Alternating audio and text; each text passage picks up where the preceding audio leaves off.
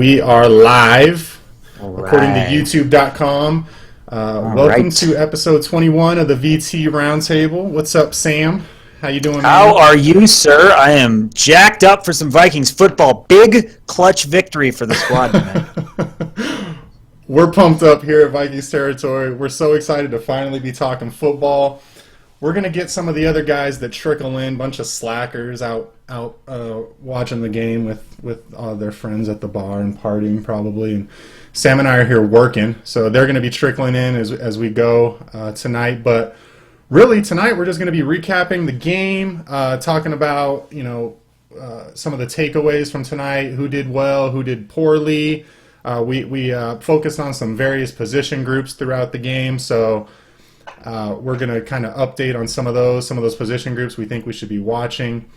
And really what's going to be fun tonight is we're going to be taking questions. So if you are in the room, you can hit us up with your questions via the little chat box there or the comment box or whatever. We will be seeing those and taking them during the show. And then we're also going to be actually bringing people onto the roundtable. Don't be shy. We're not going to bite you. Hop right in. Join the fun. Yeah, we're looking for your questions. We're looking for your opinions on tonight's game. Were you happy with the outcome? The very important 7-point win in the first game of the preseason. What did you like? What did you dislike? So anyway, yes, Anthony, we are live. There are some questions in the comment box right now already. So yes, we are live right now. Welcome to the show. So let's start off with, I think one of the most important things, Sam, is to talk about is injuries with these preseason games. I mean, because that's kind of how I always kind of look at them, hoping that we come out of these preseason games with without a lot of injuries. So as of right now, I think the only two major injuries we have, as far as I've seen, and I don't mean major as far as the injuries are major, but major to players of interest, I guess, is Trey Waynes went down with a shoulder injury early in the game. I believe they left and did some x-rays. I didn't hear any sort of definitive update on what those x-rays showed. However, he did not come back to the game, but he shouldn't have come back to the game. It was the first preseason game. And then I believe Bishop Sankey went down as well with a knee injury. So hopefully neither of those injuries are serious. I'm a little bit more worried about the Sankey one than I am the Trey Waynes one. The Sankey one looked to be maybe a little bit more serious than Waynes. I have a feeling Waynes is going to be okay. But outside of that, we got out relatively unscathed. We didn't get to see Treadwell tonight. We didn't get to see McKinnon, no Latavius Murray, Ja'Pari Price, Kentrell Brothers, Riley Reef, and Brian Robinson. None of those guys took the field tonight, unfortunately. So those are some of the guys we were looking forward to seeing, but we know a lot of those guys have been dealing with injury issues throughout training camp, so no real surprises there, I guess, outside of Brian Robinson. So anyway, Sam, what do you think of the game, man, as some of these questions start to come in and we get some people interested in coming on the show? What was your kind of thoughts after today's game? Yeah, injuries obviously is the big thing you talk about with preseason. We're all hoping that Waynes was just kept out of the game for precautionary reasons. We don't actually know because we haven't heard anything. Obviously, that'd be a big blow. He's set to be a starting corner, and we're expecting big things this year from him. We're kind of expecting him to take that next leap. Other than that, man, it wasn't very impressive. Honestly, just especially the first team. Defense looked okay. I thought the D-line got pushed back a little bit more than I'd like, which was a trend I saw that happened at the end of last year a lot, and I thought it made the defense as a whole less effective. Didn't love to see that. And the offense just didn't look very good. Tiny sample size. It's hard to glean from just a few series. But offensive line, they gave up a couple sacks for that first unit, struggled in pass blocking. Definitely the second unit I thought looked better. Pat Elflein, our guy, I thought had a very good night overall at center. And they did some okay things. They looked rusty. They looked sloppy. Hopefully that's all it is. What do you think? Yeah, I mean, that was a little frustrating, the first quarter. There's all this buildup in the offseason throughout training camp, and it all kind of, I don't want to say it culminates in this first game. What's up, Drew? Welcome. Hi, Drew. Thank you for joining us. Sam and I are just here kicking things off, talking about our general thoughts about the game. So, So anyway, so I feel like there's all this build up, and granted it's just a preseason game, but everyone's really pumped up to see the Vikings take the field for the first time, and that first quarter was like complete letdown. I mean, it was womp womp womp just the entire time. Mainly, I think my biggest takeaway, you know what, and I shouldn't even say takeaway because we're going to get into this whole conversation on what we can actually take away from a preseason game, and we were kind of talking about that behind the scenes. And in our little VT room, but those first few drives, man, all those offensive line woes looked to still exist. Remmers got beat bad on the first series. In the second series, Hill and Boone both gave up a pressure, and then Dalvin Cook just kind of stood there, not really sure what to do. So that wasn't that encouraging.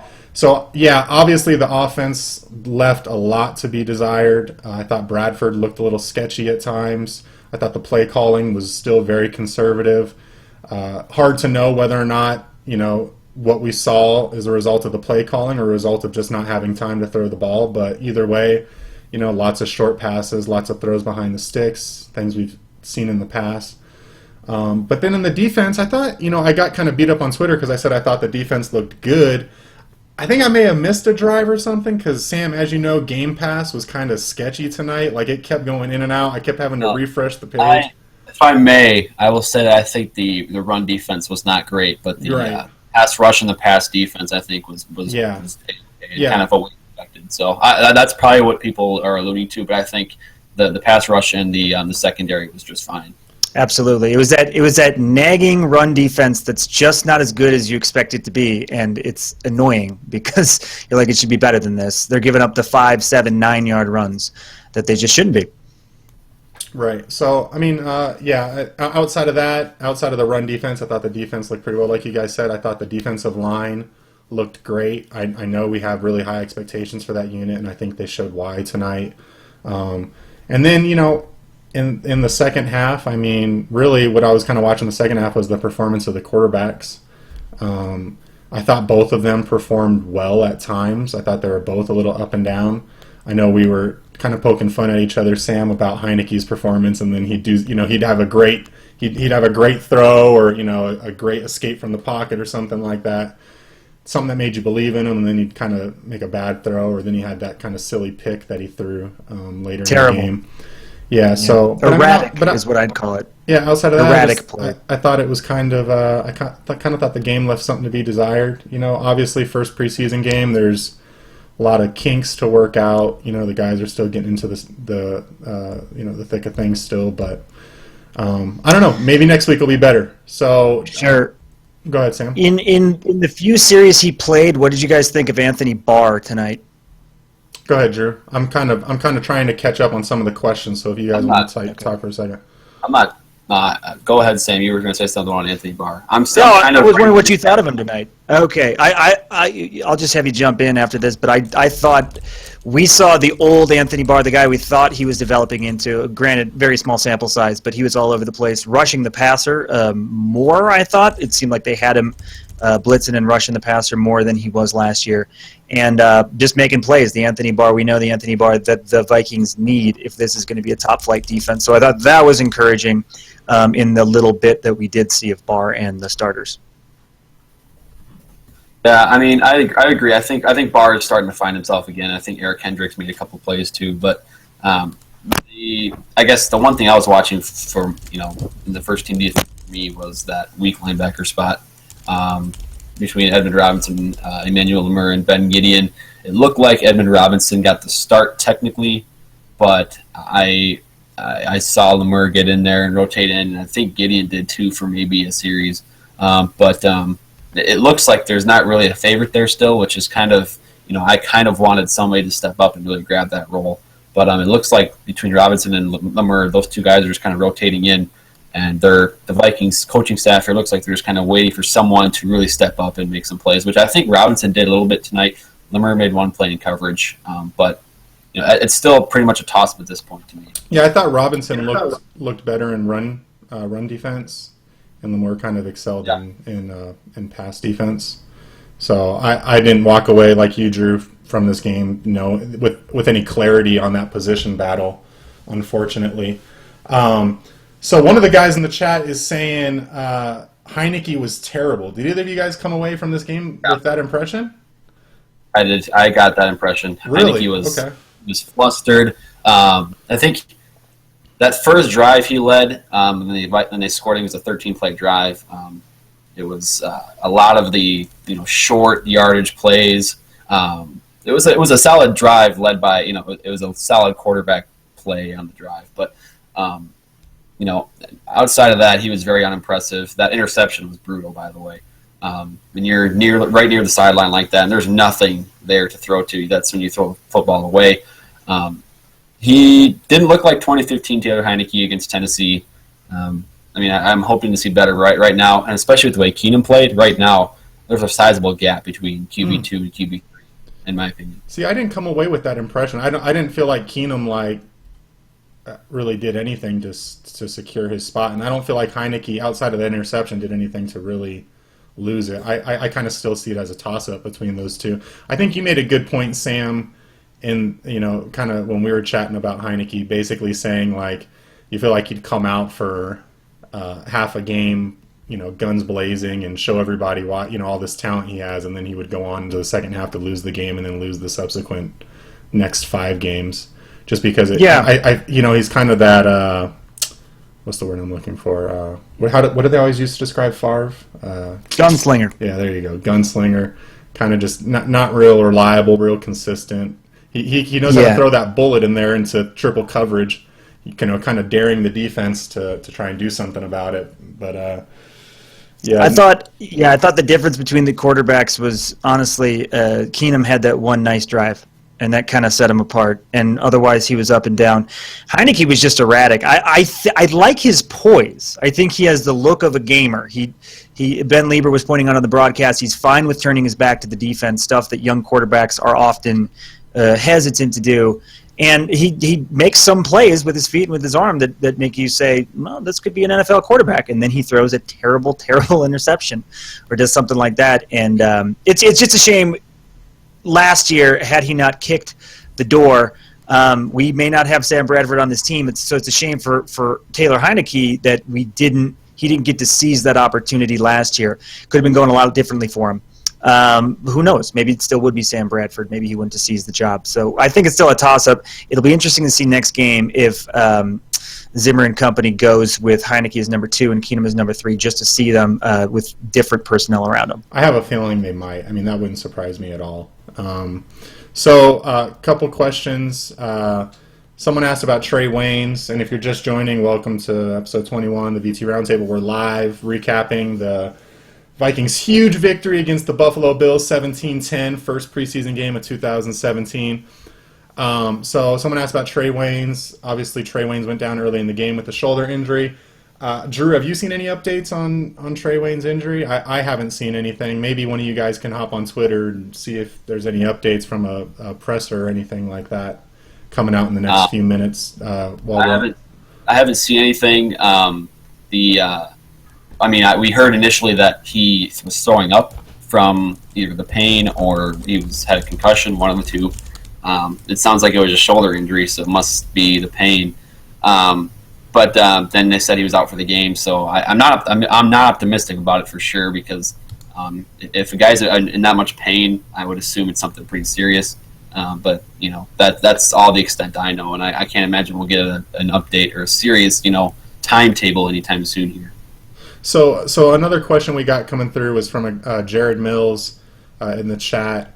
He asked if we think players aren't going to try as hard given the fact that it's preseason and how many injuries the Vikings had last year. So almost like they'll play it a little safe because there's a general fear that there will be a repeat of last season where we had all these injuries. Either of you guys think the players go into a game that way, a preseason game, thinking like that? Sam? I don't know. I mean, I guess I've never. Yeah, because I guess what my thought on that is, I think you're almost at risk for more injury if you go in not playing full speed, and with that attitude. So I guess to answer that question in particular, right, I would say I really, really doubt it. I'm sure there's some guys that trying to make sure that they pull it back a little bit when it's maybe there's a hit on the sideline or something like that, or maybe they decide to take it out of bounds earlier than they would during an actual game. But for the most part, I really don't see players kind of with that attitude going into the game. Someone thinks Gideon killed it tonight. So he was somebody that a lot of people were interested in seeing. What did you guys think about Gideon? Drew, you were kind of watching the linebackers. What did you think? Yeah, I really like Gideon. I think he's got that nose for the ball that I guess you really can't teach as if you're coaching something you can't teach. I think he showed that tonight. I think what did he have? 5 total tackles, which was second on the team. So he has the nose for the ball, and obviously analyzing just tackle stats isn't the textbook way to look at a performance. But I think he shows that ability to collapse quickly against the run. I think the coverage ability is still, you need some consistency there, but I like him as a Mike. I like him as a backup, I guess a backup Mike, and then possibly a starting Will, just because I like the way he can stop the run and defend in that way. But my favorite linebacker performance tonight was Eric Wilson. I thought the undrafted free agent who, he had a lot of playing time, by the way, tonight, because he's a second and third linebacker. He played like from the second quarter on, right? Yeah. He was on the field for at least, I think, 2.5 quarters. And he made a lot of plays. That one pass deflection on a would-be touchdown I thought was very impressive. So he's another super athletic guy that is raw and needs some technique work. But he and Tayshawn Bauer both really impressed me as undrafted free agents tonight. Yeah, I mean, Eric Wilson, he almost became the what's our guy's name last season? Audie Cole? Audie Cole. He almost had 2 picks, but they hit him in the hands and he dropped them. The first one was pretty blatant. The second one would have been a really nice snag. Yeah. Second one was just a good play, I thought. It was just a good play on the ball. So something really quick to everyone that's trying to join as far as like coming on to the show, please make sure your video is working. If it's just a blank screen, we're probably not going to let you in. If we do let you in, it's going to be to ask a question, comment. Once you ask your question or comment, we'll let you leave the show, and then we'll go ahead and address it. But getting back to Gideon, Drew, do you think, because I agree with you, he kind of showed some of that football savvy tonight, the way he can diagnose a play, and I think one of the best illustrations of that was there was a pass on the flat that you could see he diagnosed right away, but he almost struggled to get there in time. Do you think that's kind of going to be what Gideon has to work against, is kind of he's maybe at a disadvantage athletically? He has that football IQ, but his athleticism is going to hold him back a little, or? It's funny because this was kind of the weird, kind of spin on Gideon as a prospect, I guess, was that on film, he didn't look extremely fast, and this probably had something to do with playing with, all kinds of elite prospects on the Michigan defense.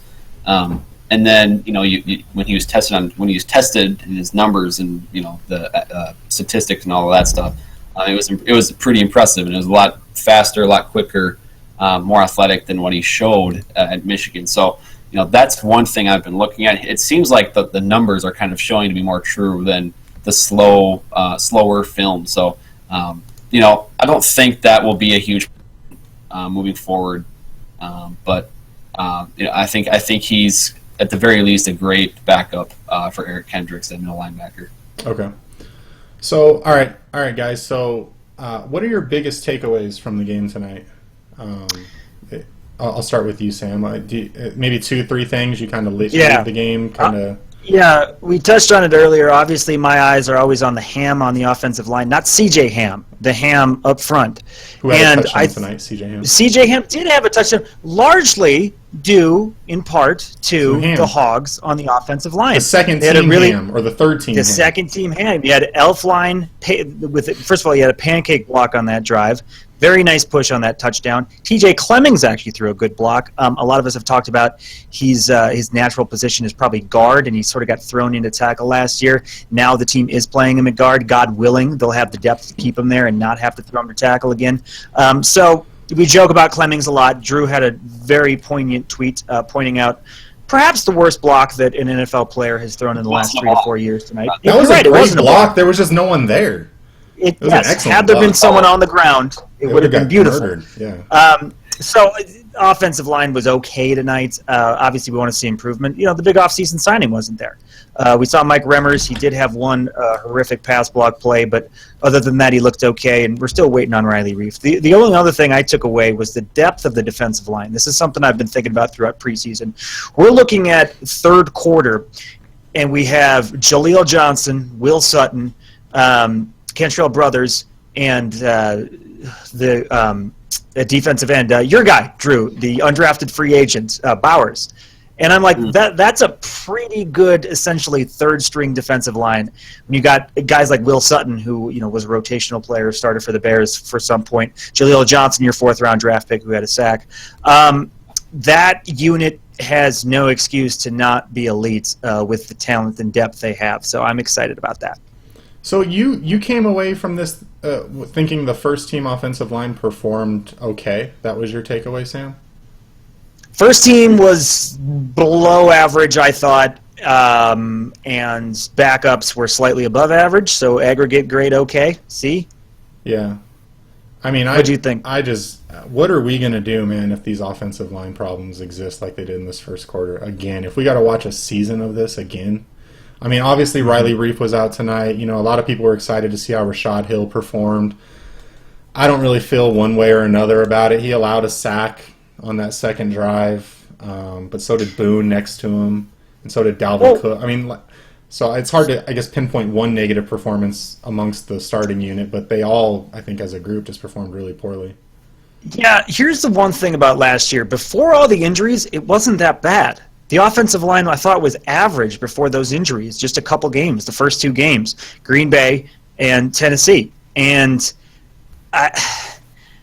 obviously, when you lose so many starters, it's going to be bad. And for the Vikings, it was terrible. But I think if this unit can stay healthy, by default, it's going to be an upgrade. Last thought on the offensive line. I'd like to hear your opinion, Drew. I don't know that Alex Boone is that good. I've been thinking that since last year. And I want him to be good, and he's supposed to be good. It's just every time I watch him, he's not that good.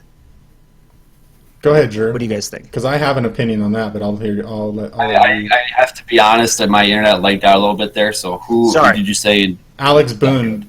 Sam Brett, thinks, give us your opinion first, and we can go to Drew. I think Alex Boone is extremely overrated and talks really loud. That's my opinion. I mean, I wish he would talk less until he can back it up on the field. You know what I mean? He was brought in. He was supposed to be a starting caliber guard that was going to lock the position down for 4-year contract or whatever he had. It was got the position locked down. Okay. I mean, the thing with Alex Boone is I feel like playing next to TJ Clemmings last year did not help him do any favors for him at all. I think that if you get a stabilized player like Riley Reif, who, I'm not completely think there are some weaknesses in his game, but I believe just getting some sort of improvement there will help Boone and make him look better. But I mean, looking at the last season, he was probably the second best player on the offensive line. I mean, obviously that doesn't say a whole lot, but I don't think he was overrated, but I don't think he was, he wasn't. I do think he didn't. I don't think he met expectations, but that's not to say he won't in 2017. I'm not going to judge after this one preseason game. So he got 3 series, and I think that the Buffalo defensive line is a difficult test. But moving forward, Alex Boone, I think he's one of the most trustworthy guys on the line because I think you kind of know what you're going to get for the most part. I just think it's the bookends that are really going to be the problem. Yeah. All right. So, Drew, what were some of your takeaways from the game? Some of your big takeaways? Yeah. First of all, I'm going to kind of read off all the things here that I'm looking at. I'm writing about for the recap here.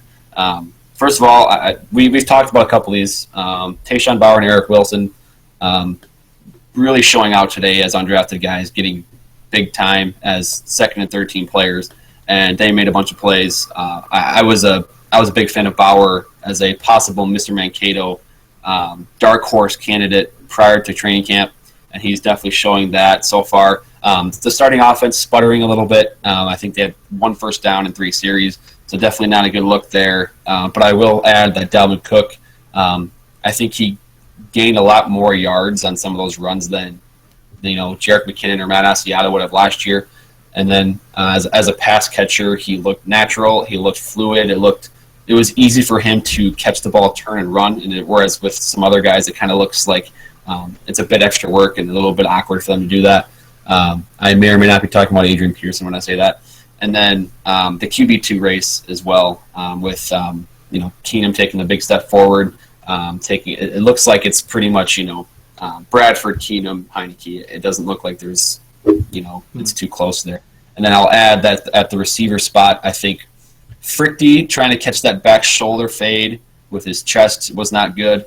I think Stacey Coley looked pretty good. Rodney Adams was okay. It looks like they used him mostly as a gadget player, which essentially that's what he would be if he made the roster. So I say as far as the receiver position goes, big plus for Coley, big minus for Frickty, and then the other guys, Mobo didn't get any run. Shelton, what was up Caleb with Jones. that? They were in the game at the last 3 series there when they were running out the clock. So Mobo blocked his cornerback a few times. That's what Shelton Jones did also. Yeah, so we'll have to wait for the 4th preseason game for lots of Mobo, I'm guessing. So one of the questions we got was, who do you think played better, Coley or Adams? I think we'd probably all agree that Coley probably had the better game tonight, especially when you take into consideration Adams. He had that muffed punt.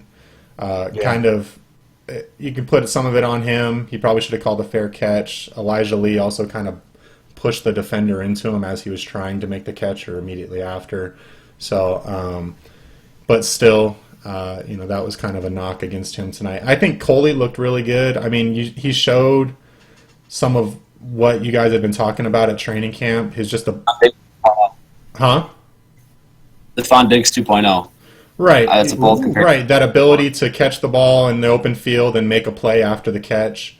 He had that one where he kind of had a crossing route and he cut a couple times and took it down the sideline. I think it got called back for something towards the end of the play there. I can't remember. I think there was a holding, or was it right? It was something. Yeah, but I think I think we'd all agree, right, to answer that question, Coley had a better game tonight than Adams. I would agree. I agree with Drew. That was interesting to see how they used Rodney Adams, but I think it's an astute question because these guys really are competing against one another. They're both almost certainly not going to make the active roster. It's going to be one of the two. And so right now, I think we'd give the edge to Coley. Yeah. I think you can make room for. Can you make room for both of them? Because you can have. Well, just looking at receiver. Yeah. Right, so Diggs, Treadwell, Floyd. Let's go for balance of the season. Thielen, Jarius Wright. I think makes the team. I think he will too. Right. Okay. Cool. I'm talking your initial 53 man when Floyd's suspended. Right. Okay. I would bet what we get is both of those guys get a spot, and then you have basically another 4-week tryout. Yes. And so that's what's interesting to me, that 4-game period. Who's going to get that 4-game tryout? And you're right. It could be they keep Coley Adams and figure out who to go with ahead of time. Do they keep C.J. Ham? Will Sutton? He might not make the team. It's very intriguing. All right, guys. So let's talk about who saw their arrow go up tonight and kind of some players that maybe hurt themselves a little bit tonight. So do you have a few guys that you would consider winners tonight, Sam? Guys that... Yes. Go ahead. Pat Elflein. Okay. He's my guy, but I did like what I saw out of him. I agree with Drew on Bowers. Not to take his, but I think Bowers played really well. And Eric Wilson. Those are the 3 that jumped out to me. What about you, Drew? Yeah, I agree with all of those. I would add Danny Isidora to the line. I thought, the running game did get going a little bit there in the second half. And I think those 2 guys in the middle were kind of part of that. And then I guess as another winner, I would honestly add Dalvin Cook. The statistical output isn't super impressive, but he was very involved in the offense. So I think the fact that they got him so involved so early, maybe it's just because they want to get the rookie acclimated, whatever it is. But I thought he looked like a future back. Yeah, I don't think that's a coincidence. Like, I was saying that tonight on Twitter, like, he's going to get a ton of play this season. So, I mean, like, to switch gears to if you're, like, want to talk fantasy football, he's definitely someone, I think, whose fantasy stock went up tonight just because of how much he was used. I mean, granted, McKinnon and Murray were hurt, but, I mean, what we saw him do tonight is, honestly, I feel like that's the role he's going to have throughout the season, regardless of whether or not Murray or McKinnon are around. Just looking at the offense. Diggs touched the ball maybe once. Rudolph, not at all that I saw. And Cook was heavily involved. Maybe the reason he was so involved, guys, is because screens were the only thing working for the first-team offense. Yeah, working, it was more like a 5 or 6 yard gain. Yeah. I mean, and they had to fight for those 5 or 6 yards, all these running backs. It wasn't just Cook, it was Bishop Sankey, and I think Newby had a couple too, but it was unbelievable how many screens Pat Shurmur was calling. I'm not sure about that. It was weird because I feel like he opened up the offense way more after Bradford was off the field, and I'm not sure if he's just playing it safe due to injury, or it's so hard to say like what the reasoning is in these preseason games. But I mean, it could have been maybe he knew the offensive line was going to get trashed out there against that Bills defensive front, and so he went into it just expecting to call short outs and screen passes and get the ball out of Bradford's hands as quick as possible. But I mean, what did you guys think of the play calling overall tonight? Because I kind of felt like it was deja vu back to last season a little bit. With the first team, certainly, and I think kind of what you said about Buffalo's defense, that I think there's some merit to that. The fact is, I think it's easier to open up an offense when you're playing against worse players, even if you're playing with your second and third stringers. Yeah. If you're playing against the best defense is going to cover receivers the tightest. The best defense is going to be getting to the quarterback faster. It's just tough to do that. Granted, it was still disappointing to see them not open it up at all. I think they tried a couple times with Bradford and he got sacked. So, what do you do? I agree with you guys on Cook too. I think there's been a lot of lofty expectations about Dalvin Cook, and I think he's sort of, not that he went crazy tonight, but we saw kind of what we were expecting out of him, which I think is high praise. And so in terms of offensive play calling, it was good to see them manufacture ways to get the ball in his hands. Sure. All right, so we got another question here. This one's important, guys. I can't believe we haven't talked about this yet. So, the punting competition.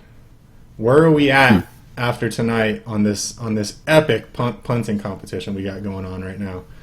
I know we had I'm going to butcher names here. Simank, right? That's his name, right? Yeah. Okay. Tyler Simank. Simank. Doesn't matter. He's a punter. He started off the game really strong, right? He had like a 60-yard punt, pinned him within the 5. I think, and then so they were kind of alternating punters tonight. I think Quigley came on the field and his first punt was just kind of lackluster. And then Simank came back on the field and he just had an okay punt. And then Quigley came back on and pinned him within the 10. So I felt like I saw some positive things tonight. I guess I don't know if I saw enough to make a decision on who I would select as the punter. What about you guys?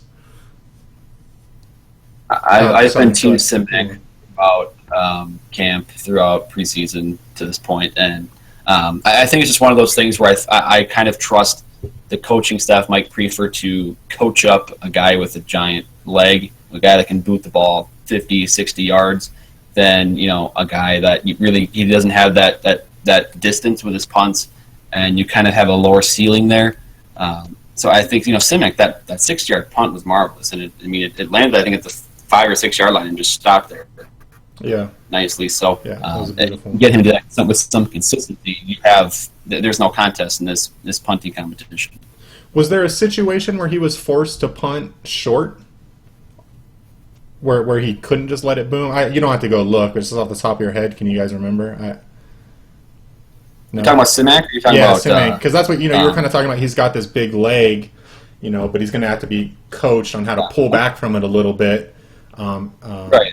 So I think that's the difference between Quigley and Simank for me, is that I think Quigley's a much better directional or situational punter. where he, if he needs to kind of, and then we when Chris Clue was on our podcast, he kind of, there's so much about punting that we don't know, and I still don't know, but he always alluded to the fact that it's tough to analyze because you never know what is actually being asked of the punter. And it looks to me like Quigley directs his punts much more where the gunners are and the coverage teams, where they're heading towards than Simak does. But Simak always has an extra 5 to 10 yards on his punts. So that was what I took away from camp, and I think it showed a little bit tonight as well. Yeah. Okay, and so we got a question. I think this is your guy too, Drew. So I don't know if you want to just keep going. Jaleel Johnson. Any thoughts on Jaleel Johnson tonight? Or I know it's kind of hard. Yeah. I mean, we get all these questions about specific players, and it's hard to watch the game, especially on Game Pass, which and watch individual performances while also trying to watch the team as a whole. But Jaleel Johnson, anything in particular stick out to you tonight? I mean, he got that sack, which I think was also a product of Will Sutton. I believe he was out on the field as well, the other defensive tackle. That was eating up space in the middle as well. But it looks like, if you look at the depth chart, Jaleel Johnson is a nose tackle, which I always kind of saw him more as a 3-tech, but maybe the Vikings coaching staff sees him as a guy that can do both, which would be really cool. But, I mean, it is early, but I think, he's not going to be a starter. He's not going to be in there with the ones, I don't think. But I think he can be a rotational guy in there. That's the thing, too, with Dayton Jones as well. You have a bunch of guys here that could fill in, and I think fill in at a respectable level is what I would say. If Tom Johnson were to go down, or let's say Shamar Stephen as a backup nose tackle goes down, you have a guy that you can trust. I think in Jaleel Johnson to step in there now, and then in a few years here, I think he can be a reliable starter. Yeah. You got anything you want to add on Johnson, Sam? No, it was interesting. I was interested as well to see him listed as a nose tackle because when they drafted him, I was pretty sure it was to be the Sharif Floyd replacement at that 3-tech. But I think you're probably onto something. The defensive tackle position is deep enough. I mean, Jaleel Johnson right now is going to be the third string at either nose or 3-tech. So yeah, maybe they're trying to use him at both places, try to take this time where he doesn't need to play a lot right away to teach him both those positions, hopefully, and give him some flexibility. Yeah. Okay, so let's talk about real quick punt returner, kick returner. So was Rodney Adams the only guy returning kicks tonight? I'm sorry, That's all I saw. It was just Rodney Adams, right? It was just him, yeah, I think so. How do you guys feel? How do you guys feel like he did? Sam? Anything in particular? Fine. I remember thinking to myself, I'm like, this is encouraging that he's not putting the ball on the ground, even if it wasn't dynamic returns. I'm like, this is good. And then he put the ball on the ground. So I don't know. If you see that happen again, I think it's cause for worry. He's a rookie, and it's the preseason, so whatever. Sherrills is going to be the punt returner, and you'd like Adams to be the kick returner if he is indeed on the active roster. So I don't think I saw anything to say wow, and you just want him to hold on to the ball. I don't know, man. Sherrills, is he going to make the team or no? Every year, Brett. It's been going on since 1998, and he's made the team every year. Yeah, he'll probably make the team. The Vikings lost a game because Marcus Sherrills was injured last year against Dallas. I was there. Adam Thielen, of all people. Oh, that's right. You were there. You know better than me. I know all about that game. So Rodney Adams, 3 kick returns, averaged 21 yards with a long of 27 yards. Punt returns, Rodney Adams had 2. He averaged 5 yards, long of 11, and muffed one of those punts. Stacy Coley, 1 punt return for an average of 8 yards. Well, I guess not an average of 8 yards, 1 return for 8 yards. So, I mean, do you guys have any clarity as far as between those two who you'd select right now? I guess it's a moot point, right? I don't even know why I'm asking that. It's going to be Sherrills. But I guess if it wasn't Sherrills... The punt return, you mean? Yeah, a punt return. I guess if it wasn't Sherrills, would you give the edge to either one of those guys after tonight? Or I mean, Rodney Adams is... See, that's what I think, when we were at camp, BJ and I were at camp, we watched Rodney Adams take punts, we watched Stacy Coley take punts. Those were the two main guys that were back there returning punts, and Stacy Coley looked way more comfortable, way more natural doing so. And, he battled with Coley anyway, battled with the wind fine. It didn't seem like that had an effect on him. Whereas Adams, his very first one that I watched on Thursday, it was a cold and windy practice, but he was so the punter was going with the wind, and he was looking honestly into the wind, and the punt sailed over his head, and he was falling backwards, and he fell over. So it just I can't figure out why Adams got the first shot. Maybe Coley will get the shot next game, but it just seems like from what I've seen so far, Coley is the much more comfortable punt returner than Adams is. What's up? We got Austin joining from the road. Yeah, and this is legal. That internet connection will work swimmingly. Yeah, it doesn't look like that's going to go too well. Austin, drive safe, and we will be here when you get back home. There's a Because I don't think this is going to work out right there. Sorry, dude.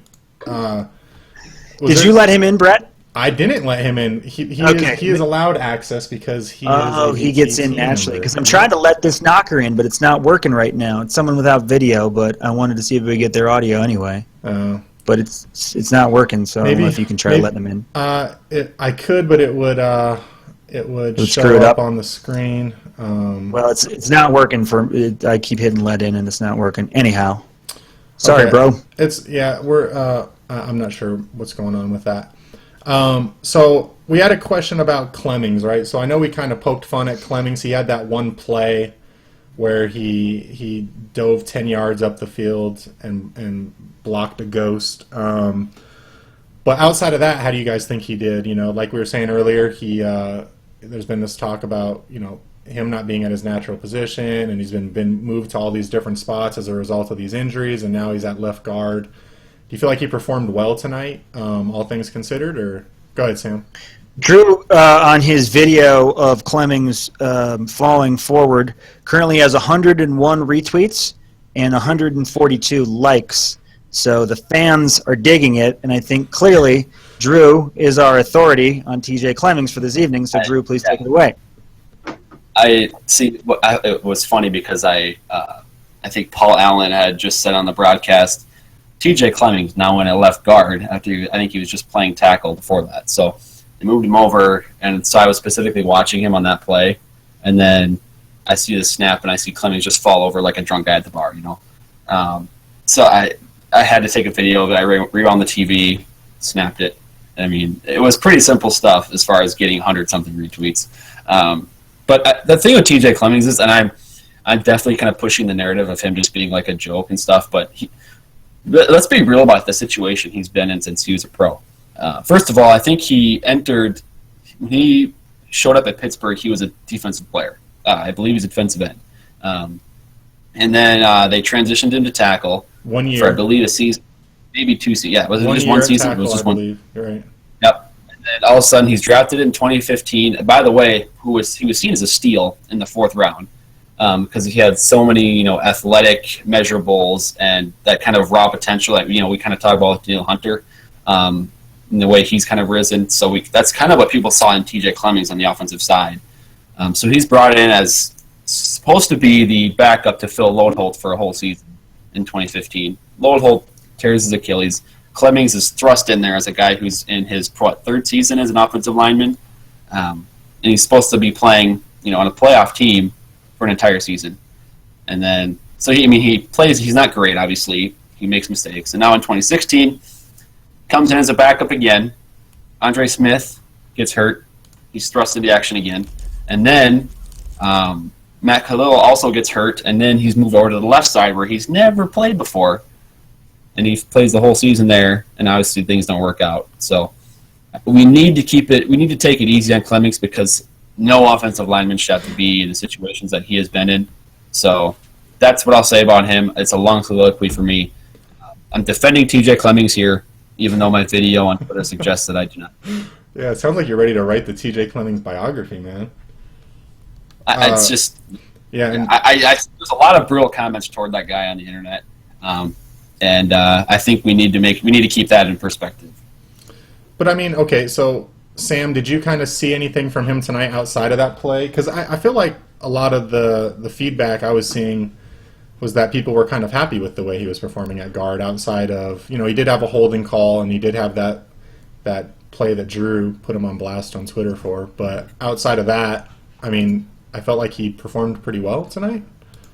Yeah, the bar is so low for TJ right now that just not screwing up royally, people are pretty happy with. But I share Drew's sentiments. I also feel for the guy. I thought a lot of the offense, especially the offensive line, played well overall on the touchdown drive that CJ Ham punched in. And on that play, if I remember correctly, Clemmings had a solid block on the goal line. And we need more of that around here. And so that was the pass play before that too. He held up really well. I believe it was the long one. The long one. Yeah, absolutely. And so I Uh-oh. Oh boy. Sam, you guys there? Hello? Oh shit. Position. Hey, Austin. Hold on. We got him now. I just don't think it's that easy. You almost need to either grow up doing it or do it at least through college, or else you're going to struggle to learn it in the NFL against the top athletes in the world. Sam, I don't know what Austin, happened there. what did you think about TJ Clemmings tonight? Oh my gosh, this is not going well. Can you guys not hear me? I can hear you. we can hear you, Brett. Sam, can you hear me? Sam, I did not hear Brett. Because Brett was talking. I've been trying to get Sam's attention because interrupt Sam, and Sam was talking the whole time. I could hear him, and he was doing fine, and it was good, and I was listening. And then all of a sudden, Brett's trying to talk over him, and it was like, what is going on? And then Austin shows up. The stream froze. I could not hear Brett. That is my fault. No, Maybe it was when I joined. the stream froze for like probably 20 was. seconds. So Brett unfortunately can't just restart his stream like the rest of us do when it crashes. Do we just go on without him? Austin, what were your takeaways this evening? My takeaways from the game, just as a whole? Well, happy to be here, guys. Sorry I was late. I thought the offensive line looked bad. I'm glad Robert's not here to tell me that doesn't matter. What else? I thought Dalvin Cook looked good. You can tell that they want to make him the focal point of the offense. It's so hard to say the first preseason game. I think Heineke looked pretty bad. He looked like he was trying to do the gunslinging Brett Favre thing. It's so hard for me. The defense looks good. How about that? The defensive line is going to be good at every single level. Like, whether it was the first team, the second team, the third team, it seemed like there was consistent pressure. Sorry. Excellent. Brett's telling me to leave and come back, so you two take it away. Can you guys hear me? It's just Sam that can't hear me. I can hear you. Yeah, I can hear you good. If I'm spacing out, it's because I'm writing the recap and I'm about to post it, so I'm kind of focusing on that right now. No, it's okay. All right, so Austin, since you were gone, give us 2 or 3 guys that you feel like helped themselves out tonight, and 2 or 3 guys that you feel like hurt themselves tonight.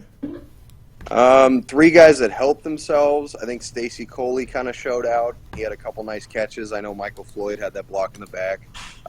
Dalvin Cook, by default, I think showed out and had a good performance. He's on the rise.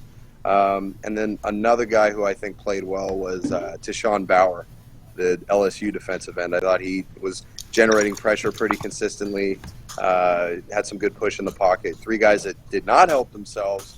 And I think it's unfair to say because the snaps were so minimal. Mike Remmers obviously got beat one-on-one. That was terrible. Another guy, I think Rodney Adams, he flashed. He had the touchdown catch. But if you want to be the punt returner, you got to be able to judge when they take a fair catch and when to actually catch the ball. He almost muffed that away. And then I think Terrell Singfield had a rough night too. He was in spots, but he was missing opportunities like that fade. He had his hand in the ball, and then on a couple of their last drives, I think he struggled. Yeah. All right, DJ, welcome. Thank you for joining, man. What's up, fellas? And How we doing? We have our first guest of the night. I know you're a returning visitor, man. What's your name again? I recognize him.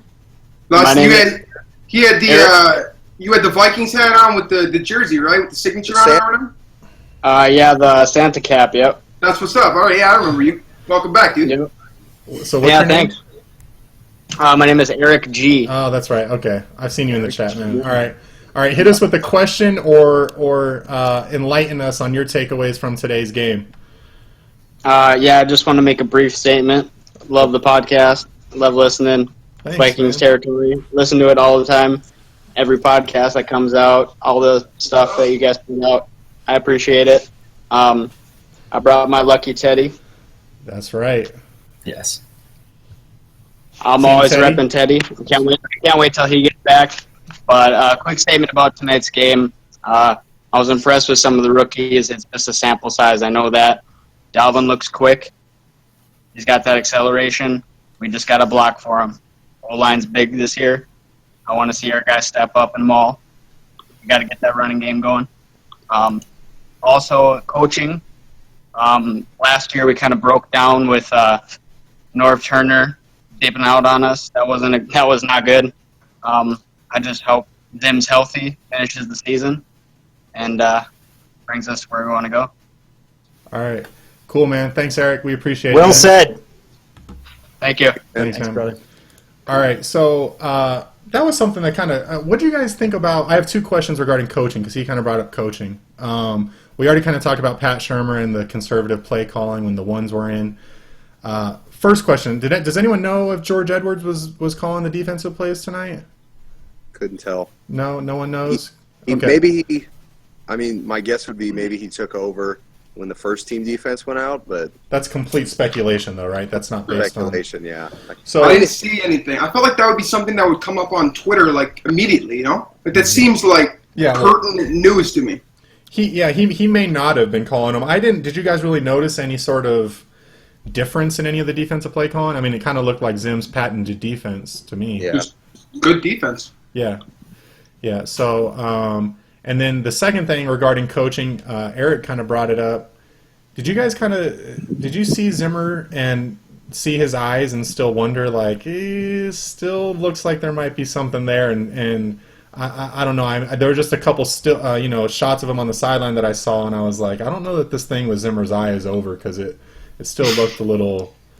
When Drew and I were walking out at training camp, it was pitch black, leaving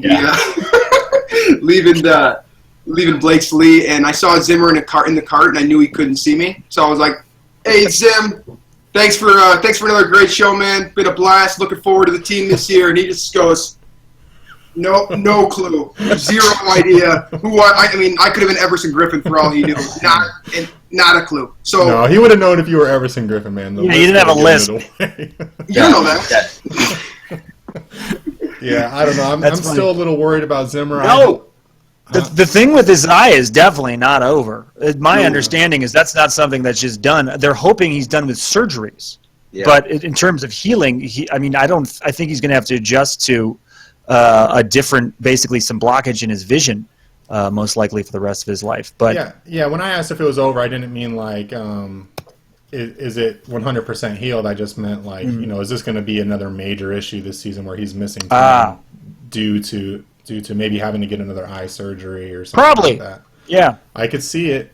I could definitely see it. So BJ, we've talked about a lot. We've already been on for like 50 minutes. But Sorry. yeah, it's okay.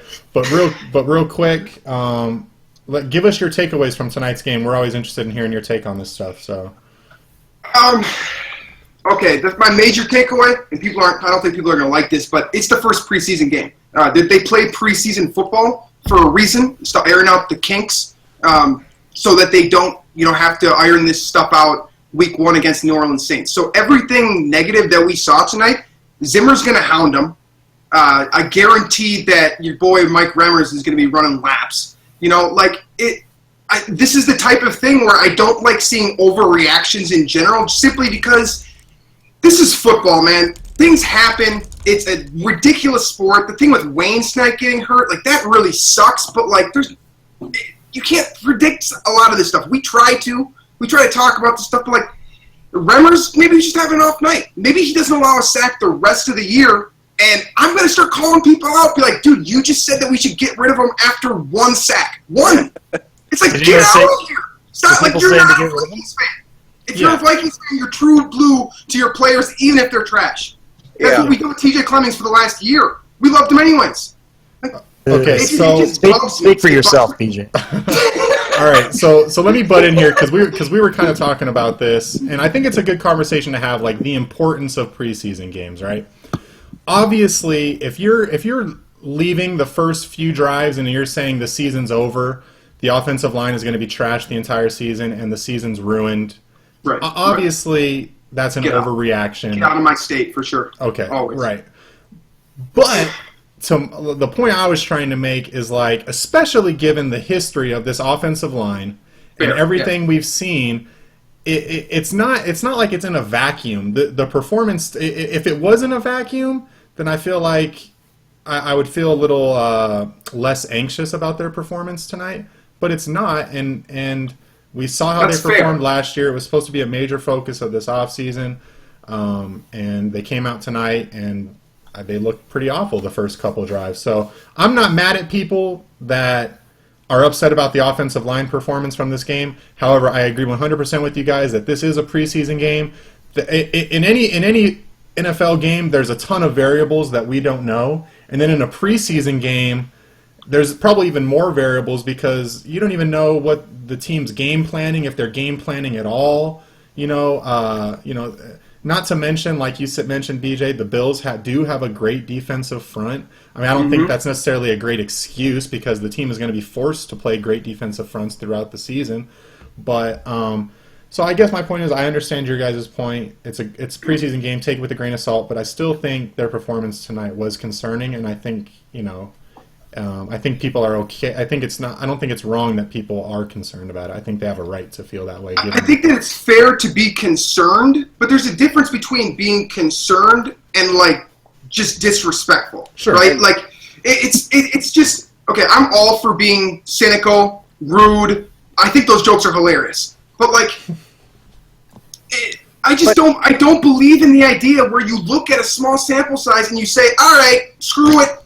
Let's just training camp doesn't matter anymore. Get these guys out of here. 8-8. Sam Bradford's trash too, by the way. Let's get out of here. You're trash. Watch the football game. Remmers was blocking the hell out of dudes as a run blocker, which is what this team is trying to do. So, you know what? Take that takeaway. We'll go 50-50 split. Sucked in pass pro, but he was great as a run blocker. He's paving the way for Dalvin Cook. There was holes opening up on the offensive line. Let's be like, I'm not an optimistic person. I just gave you a great reason to be optimistic. That's your right tackle. It's not even your blindside protector. Come on. Like, you guys suck. All of you. Anyone that said something just ridiculous, you suck. Us? Come on. No, not you you need to be guys. specific. Calm down, No. I'm saying the people that were like irrational, like close down the season, that type of crap. Oh, yeah. I mean, That's trash.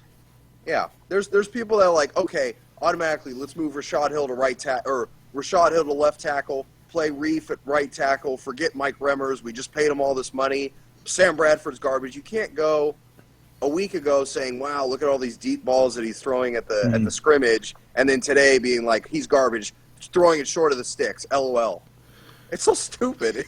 Don't say LOL. Like, don't laugh at your own joke. Yeah. That's true. Don't do the crying face at your own joke either. Pet peeve of mine. See, I didn't see this level of overreaction on my Twitter feed. So I found it a little annoying the way people are saying, yeah, whatever. It's kind of this here we go again thing that we have as Vikings fans. And that's fair. That's super fair. But I didn't see the stuff you guys are talking about. Yeah, it's like, okay, come on. This is why I never put that much emphasis on the preseason. I remember the Lions went 4-0 in the preseason, the year they went defeated, when they went 0-16. There you go. Come in with the great takes. I'm reading some of these comments right now in the chat. Please. So Lonnie says, Vikes fans have chronic O-line PTSD after the past 3 years, which... That's a fair statement, and I agree 100%. That's funny. That's good self-deprecating humor. That's all right. And then the next one is from Heartbeat Hipster, which says BJ has no chill. I don't. I have zero chill. I came in here ready to freaking go. Like, all right. I did, dude. All I was right, getting hyped up on the way home. So any other takeaways outside of it's a preseason game, so you're not too worried about the O-line? Dalvin Cook is very good, and it's really nice to have a multidimensional running back that can catch the football 4 yards away from where he lined up and actually puts in effort to use correct technique on a blitzer that's coming in hot. Like, that alone will help the offensive line. That's going to improve when you can have a protector against linebackers. Guys like, who are we got against the Steelers? When they start sending blitzes and Dalvin's going to be there to protect them, he actually gets in front of guys. And Adrian just he olayed him. So I'm just pumped to get Dalvin in there because he's an explosion. I know we didn't necessarily see explosion, but he was finding holes. I saw patience from him. I saw the dynamic kind of lateral agility that we saw at FSU. Dude, I really think this is a big-time special player. I really do. And I know I just said don't overreact to one preseason game. Sorry. I just did it because Dalvin Cook is going to be a really good football player. And Sorry, you were saying that, and a lot of people were saying that during preseason or during training camp as well. So you're not. I don't think you're overreacting to one preseason game. You're just seeing sort of. No, I was making it. That was a joke. I just didn't laugh. Oh, right. Well, and it's interesting a point you made about his blocking too, and this is something I've been thinking about. Blocking and pass protection isn't just on the offensive line, and I think the Vikings have made improvements there with Dalvin Cook, with Latavius Murray, and I think putting David Morgan into the role that he's theoretically going to play. Drew, our guy, I thought he looked good tonight. I forgot to mention. Basically playing that Jim Kleinsauce or Red Ellison role, being that switchblade blocker. So I think that even if the offensive line isn't where we want it to be, that hopefully should help pass protection. And if you can have a rookie that can block as well as Dalvin Cook apparently can, that's a bonus because Adrian couldn't figure it out most of his career. Did you guys know that Taylor Heineke threw a touchdown tonight, by the way? He threw two. He threw two, except Frick can't catch. That's the guy that you guys all said is getting cut because he I think in the door and missed. You missed that whole. I don't care. Yeah, you missed that whole conversation, BJ. I don't care. We've already deemed Keenum the backup quarterback because you weren't here to say otherwise. You guys want to be wrong with everyone else? Sorry, go ahead, Austin. I was going to say that interception was so bad. Yes. Yeah, that was through to the sideline. That was so bad. It was, but BJ, I was being optimistic, and I was high on your guy, and I was arguing with Brett in Slack about how Heineke was balling, and then he goes out and does something like that. He didn't play good. I'm just kidding because I thought he was erratic. I thought he was up and down. That's exactly, Drew. You can test this. That's exactly how he was in training camp. He'd throw a dart 18 yards downfield, a strike. And the next play, he'd be throwing it, 20 miles into the wind on the wrong direction of the field with Rodney Adams trying to figure out where he was supposed to be. That was Taylor Heineke's training camp, and that's just carrying over. So that's a takeaway for me. Keenum did nothing to, in my opinion, Keenum didn't do anything to lock down. He had that a couple spot nice tonight. throws. He had a couple nice throws, but I'm saying he didn't come out and close the book on the backup quarterback spot. Oh no. And I do think that. Like Drew was saying earlier, Heineke will probably play with the twos next week. I would assume probably they'll probably flip those guys to let them play with the different units. So BJ, all right, I want two guys that you feel like helped themselves tonight, and I want two guys that you feel like hurt themselves tonight after the game. Well, I'm gonna start with Mike Remmers hurting himself just because the entire fan base already hates him. So he definitely hurt himself tonight. He's not going to be selling any more jerseys if he has sold one. So that's not good. I think Latavius Murray just not being in the game and allowing Dalvin Cook to show what he's got, that hurts him. So I know it's not his fault. Injuries happen, but just not being on the field and letting the young gun start running it, I would be concerned for him. And obviously Trey Waynes is a big loser here. That sucks. I truly believe that this was, I don't know the extent of the injury. I didn't catch this, and maybe you guys did. But if that's, that's not the right place on your body as a cornerback, if you're running press man 70% of the time, good luck pushing off if your shoulder's messed up. So that's concerning for me. Obviously, he's a big loser. And hold on one sec, DJ. Can I just update that situation really quick? Go for it. So Chris Thomason, I guess Zimmer in his press conference Said he's not concerned about Trey Wayne's shoulder, just a sore shoulder. So is what he's saying. Dinger. I heard he was puking on the sidelines because of the pain. Like, I was immediately just like, uh-oh, here we go. You know what? Like, this is not good. If it was a stinger or anything that's like nerve related, he probably was throwing up. But it wasn't like concussion symptoms, I'm sure. And real quick on that note, Bishop Sankey's getting an MRI tomorrow. That was the other guy that I was just going to say. Says- I'm just going to give you 4 losers instead because this was Just not a when good I performance. cut, I at all. felt something. That to me doesn't sound very good. I feel really bad for him because he was literally auditioning for his next job, and he needs these snaps. So I That's feel a horrible. bummer, His man. NFL career might be over. Right. Sorry. That's a That sucks. that's a bummer. Yeah, and also Zimmer said, I just saw Thomason also tweeted out, he was asked if he or Edwards was calling the plays, and he said he played at Coy. He said, "Does it matter?" And Yeah. A ton. So much. By the way, Everson Griffin is my lone winner. Getting out there and getting a sack immediately after that deal, setting the tone right away that he's going to have a good season and honor the money that he just made. Oh, He's my winner for tonight. Showing up I right have away. another loser that we should add. Elijah Lee is one. He's been a loser for a He while. was. For one thing, I think he partially caused the Rodney Adams muffed punt or almost muffed punt. I think he ran into Adams on that play or bumped him slightly. And then there was that in the fourth quarter, there was a fourth down play. I think it was fourth quarter when the Bills went for it. It was kind of in the Viking or they were in the red zone, and I think Peterman had scrambled. He was outside the pocket on the right, and Elijah Lee left his man brutally wide open, about 8 yards down the field, right next to the first down marker, to rush after the quarterback, and left the receiver wide open, I believe. Who was it? I can't remember who it was, but anyway, Peterman, a wide open guy, open there for the first down. And fortunately, the ball was dropped for an incomplete pass.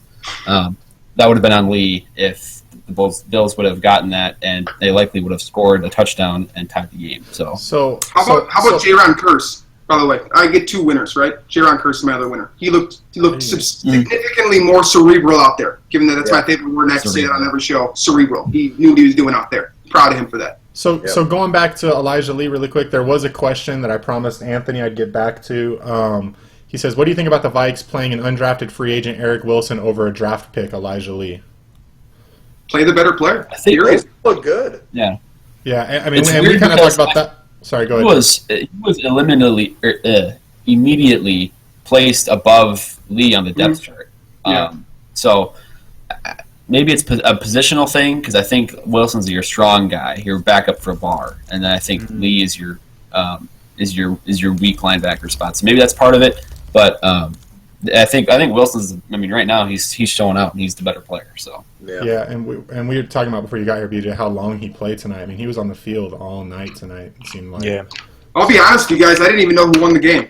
So I was at Brendan's show right when. Good. Oh, it was a nail biter I just found out that we won. So good for us. on a botched snap, on a botched shotgun snap on 4th down. Good. I'm excited. Dude, I'm pumped to check that film out tonight. I love watching bad football games. That's so. By the Good way, luck. we should note that about this game. So if you look back throughout the history of football and you'll look through all the preseason games tonight, you'll see a lot of low-scoring games. You'll see a lot of sloppy football because that's what happens in the first game of preseason. The offense is awful. It's all sloppy, and the defense takes advantage. And there's a lot of, 18 to 15 games. There's, 16 to 13, that type of thing. You'll see it all over the preseason scores. It happens all the time. So keep that in mind because the offense looked bad, but it's going to be the case with every team, I think. Washington had 3 points. No, Are they freaking out about Kirk Cousins and the offense not getting 5,000 yards passing again? Jesus, man, their offensive line must be shit. It's crap. I'd be freaking out if I was a Redskins fan right now. Not just because they're called the Redskins either. You have to change the name. Well, I Was mean, that you awesome? also have to consider, the offense isn't throwing the full playbook out there. You're running a vanilla playbook, and you're expecting to see what you would see week 1, 2, 3, whatever week it may be, when you're getting, your basic inside zone and outside zone, maybe a couple man beaters, cover 3 beaters, simple stuff. You're keeping your playbook about that big because you're expecting ones to play a little bit, twos to play, and they're all getting the same game plan. So it's not like you're playing with your full a loaded deck here. So you have to put it in that perspective. Now, with like Mike Remmers, right, he has that sack. That's just bad technique, and you have to be able to separate that. But as a whole, you're not going to have 35-point games where guys are lighting up defenses. And most of the time in training camp and preseason, defense is way ahead of offense anyway. It's true. That's true. You know, I was thinking too, I'm just going back through the game. You mentioned something, Austin, that just made me think that pass to Hodges, that it wasn't perfect, but it was off his hands and could have been caught. Keenum had a few of those. He had one to Rodney Adams too that Adams should have caught in the red zone, where he got hit quick, but it was in his hands and he dropped it. I think Keenum had maybe a better game than we're giving him credit for. It's just he didn't get a whole lot of help.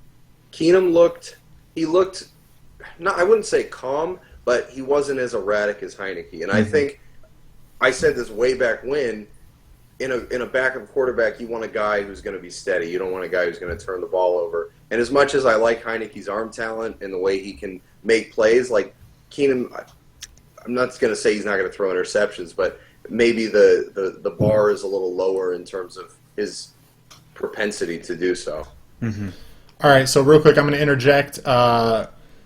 Let's take like 3 more questions. So if you're in the chat, I already see one that I got lined up, so maybe hit us up with 2 more, and then we're going to wrap this thing up. In the meantime, before we head out, I want to go around and get our update on the SKOL scale. So as you guys know, Drew's got his weekly segment that he does at VikingsTerritory.com, where he basically updates the SKOL scale, which is just like a representation of how hyped we are about the Vikings, how positive or negative we're feeling about the team based on whatever transpired that week.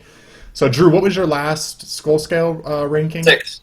It was we started out 6.5. We went down to 6. Then went to 6. All right, so now I'm going to go around the table. You don't have to use Drew's previous score to set your bar tonight, but where are you guys at after tonight's game as far as your SKOL scale and how pumped you are about this Vikings team? So I will start with you, however, Drew. Oh, we'll start with me. Okay. I mean, not a whole lot's going to change here, but I will say that being at training camp, I think it did help the SKOL scale. I thought, that's probably just part of the nostalgia and the last training camp in Mankato and whatever it was. But I'll bump it up to 6.5 again. I think it's partially because of Sam Bradford's unbelievable accuracy on some of those throws. But there's a lot of good things I think happening in with this team, and if it stays healthy, and if Riley Reif and Latavius Murray are back now, so I'll move it back up to 6.5. 6.5. Way to overreact, man. Do you move more than a 0.5 in either direction ever? Is that going to be the whole season? Just going to like not when the season hasn't started yet. Drew, I might yell at you. You got caught up in that Mankato magic, but that happens. So Anthony Harris, his boyfriend. Mankato's a fun place. All right, Austin, where you at? 1 to 10. Well, I don't think this preseason game changes much for me. I think it's going to either you liked what you saw or you didn't, but the team's still on the same trajectory they would be either way. I think I'm a little higher than Drew because I know that Laquan Treadwell's coming back, Riley Reif's coming back, Jerick McKinnon's coming back. Defense looked good. I'll put myself at an 8. I'm optimistic. I think it's going to be a good season. You're very optimistic all those guys are going to be back. Mr. Cynical. That's what's up, baby. So, all right, BJ? Nothing changed. Well, I just went on a rant about how this game didn't matter. We're ironing out the kinks, sticking at an 8. 10-6 football team that's going to make the playoffs. Nothing changed. Well, but we didn't know where you were before, so are you just at a 5? Oh, 8. You're at an 8. Okay. Sam Bradford looked fantastic at training camp. Dalvin Cook has been electric. The defense is, ahead of the offense per standard. It happens every single year. Mackenzie Alexander looks better. The depth at safety looks significantly better. I think that this defense has multiple levels and dimensions to it. I think it's a top 5 defensive unit that, like Drew said on the show, last week, if this team scores 20 points, we're going to win 9 or 10 football games because the defense is that good. So offense is trash right now. We'll get back to that in 4 weeks, and hopefully by the time we get to Sean Payton we'll be able to put up 20 points on the board so we can win the football game. You sound like you're standing in front of a podium or behind a podium right now. Yeah, dude. Giving I am. the company line. This is my podium right here. All right, Sam. 9. I don't know what it is. Maybe it's this Vikings territory T-shirt. Maybe it's BJ's infectious optimism. Maybe I'm just an idiot. That actually might be true. But usually, guys, I don't even care about the preseason. I don't even tune in that much. But I was excited all day about preseason game number 1 because I think there's something special about this team. Despite what we saw tonight, I totally agree with everything you guys are saying. Austin pointed out, made a great point. The defenses are always ahead of offenses early on. This team will figure itself out. This defense has too much talent to not ascend to elite status. If they do not become a top-tier defense, a top 3 defense in scoring and yards allowed by the end of the season, we have to look at Mike Zimmer. We got to look at the schemes. We got to figure it out because they are absolutely loaded. I'm excited about this team. I can't wait for Vikings football and for them to crush my dreams once again. Let's go, baby. I got goosebumps, man. I can't think of a better way to close out the show than that. I wish I wouldn't have said we were going to answer 3 questions because I would just cut this thing off right now. That was perfect. All right. So what I'm going to do is I got 3 questions. It's going to be rapid fire though, because we're already running long. I want to hit these really, really quick. So all right. Who is the first? This is from Anthony. Who is the first guy you guys would cut that didn't play as expected? So let's not do like a guy that's already going to probably be cut anyway, but maybe someone that's on the fence. So let's go to Drew.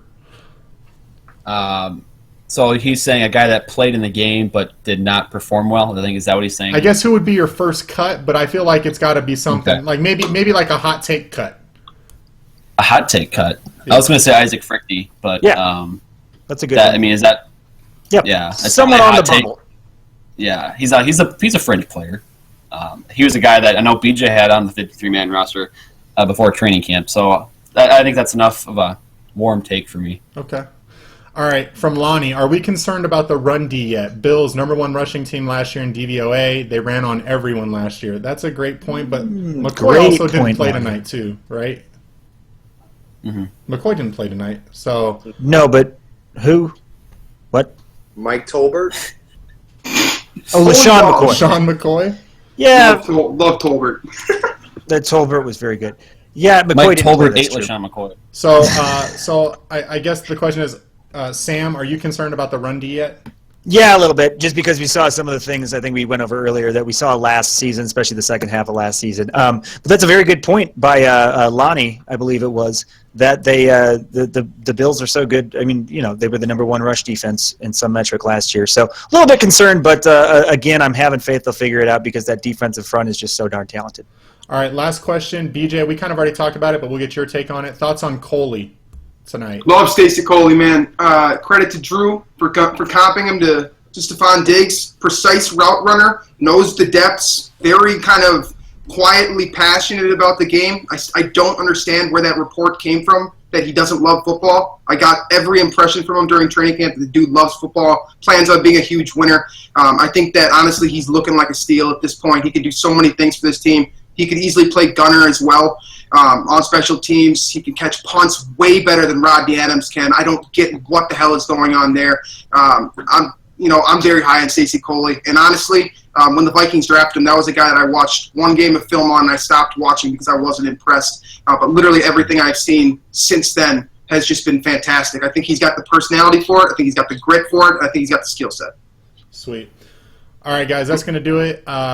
Thanks, everyone, for joining us tonight. We really appreciate it. Thank you guys for coming in here and spending some time with us after the game. We're going to do this every night, or not every night, but we're going to do this after every game. Every night. So we're doing this. We're going to do this 20 more times this season. So this was just our first run at it. So thank you for sticking with us as we work out some of these kinks. Next week, Friday, the Vikings are playing the Seahawks at Seattle. So we will have our post-game show directly after next week's game, and we look forward to seeing everyone then. Thanks, guys. Hey, guys. Have a good night.